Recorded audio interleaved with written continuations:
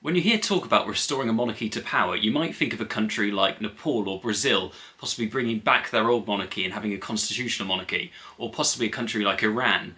But what you're less likely to think of is a country that already has a purely ceremonial constitutional monarchy, like Japan, actually handing back powers to a purely symbolic monarch and asking them to actually have a role in the government again and exercise actual political power. But that's precisely what a political party in Japan, Sanseito, is proposing to do. And this isn't just a fringe opinion from a fringe political party. This Sanseito party is a right-wing populist party that just had a major breakthrough election in 2025, winning far more seats than they originally expected to, and finishing in around third or fourth place. And there's a realistic prospect that they might continue to grow and win more seats and maybe even enter a coalition with the LDP in future. So I think you have to treat anything they say rather seriously. So what is Sanseito actually proposing in terms of restoring some powers to the emperor? Well, the new constitution they imagine would, for one thing, refer to the emperor as a sacred figure, and they also propose to have some language in the new constitution, such as that Japan is ruled by the emperor. Now, this very much suggests a shift back towards the understanding pre-World War II, where sovereignty sort of flows down and is derived from the emperor, and the emperor is sovereign. In terms of actual practical political changes, what they propose is that the emperor would have things submitted to him by the cabinet, such as who the new prime minister would be, and key decisions relating to Japan, and he would have a sort of a limited ability to refuse those suggestions. But if the cabinet were again to submit an idea to the emperor, he would then the second time have to approve it. Now, this sounds quite similar to sort of the presidential veto, where the president can refuse acts handed to him, but then a new vote can override that veto. And that's how it works in the United States, I understand anyway.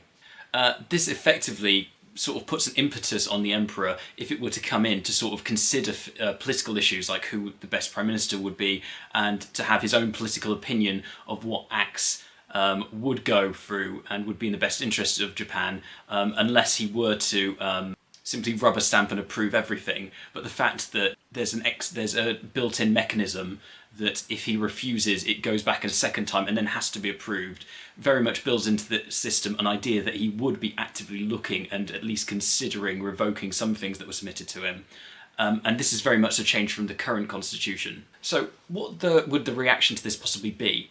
Well, one thing that really would be open to question is whether the emperor would even want this. Now, after World War II, it was very much open for consideration that the emperor might not continue to exist as a constitution and that the monarchy in Japan might end. That was very much a real possibility that was likely under consideration, although it didn't ultimately happen, and instead the emperor since then has been reduced to largely a ceremonial role where he's meant to remain independent and not involve himself in politics. Now, this really changes that status quo, and it remains open to question, to say the very least, after all this time since World War II, of being this tradition since then of being politically neutral. Would they suddenly want to change that when the status quo is what allowed them to continue the institution and preserve the monarchy after World War II? That's very hard to say, but it seems at least a possibility the emperor might not be keen on this possibility, but who can know what he would really do or react to this.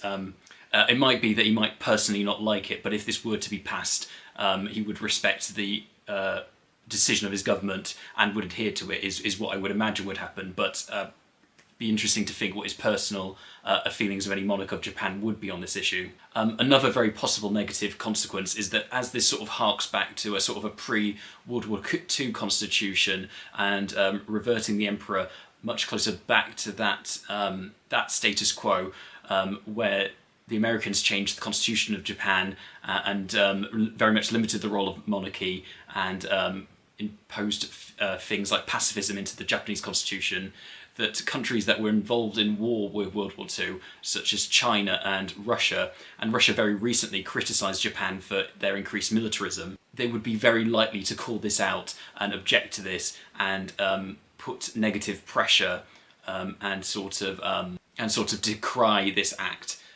There's a very strong possibility that countries like China and Russia, just purely on my speculation, might come out against this. However, it's worth considering that this isn't completely ridiculous, because other countries have systems like this where the monarch largely is ceremonial, but in theory could step in. For example, in the UK, there's a theory that the monarch could, for example, in an emergency, choose to dissolve Parliament if it were required, and if they felt it was in the best interest of the country, and they felt that there was an extraordinary situation where they had to do that. That's one theory of thought.